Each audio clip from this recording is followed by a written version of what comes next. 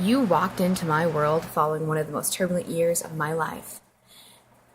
I was worn down, ragged. You had all the right words, knew exactly what to do to ensure I'd end up so wrapped up in you that nothing else would matter. You swept me off my feet into a fantasy. You pretended to understand my anxieties. The first year we spent together, I was so blinded by the person that you portrayed yourself to be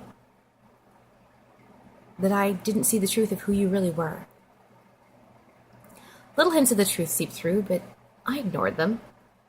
In our second year, I began to pay attention to the little details that seemed so off. You always had an explanation, a way to smooth it over. Silver-tongued words mixed with compliments and declarations of love. Though your explanations never quite made sense to me, I let them slide, like how you got a speeding ticket 2 hours from home when you should have been in class because you saw some guy on the side of the road without shoes on in the pouring rain, and he offered you money to drive him home. I agreed to marry you, but when faced with the reality of spending the rest of my life with you, I couldn't quite make that commitment. In our third year together, I began to question every story about your past that you ever told me, because you told so many different versions, and I was pretty sure almost none of it was true. Always backtracking, changing the details, as if you couldn't remember the version of your lie that you told me. In our fourth year together, I knew without a doubt that you had fabricated your understanding.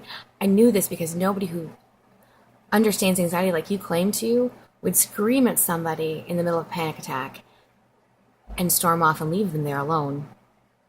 You did exactly that. I began to understand that I needed to end us, but you had some holds I couldn't get out of. In our fifth year and final year together, I fought hard to be myself again, the woman that you met, the woman whom you did not control. I fought so hard against the bonds of our relationship, and I finally broke them. I have forgiven every tear that I have cried over you, though the tears my son has cried are very real and completely unforgivable. Now that it's all said and done, I realize that you are nothing more than the boy who cried wolf over and over throughout his entire life. The puddles of your crocodile tears are everywhere, and I need more than galoshes to splash through them.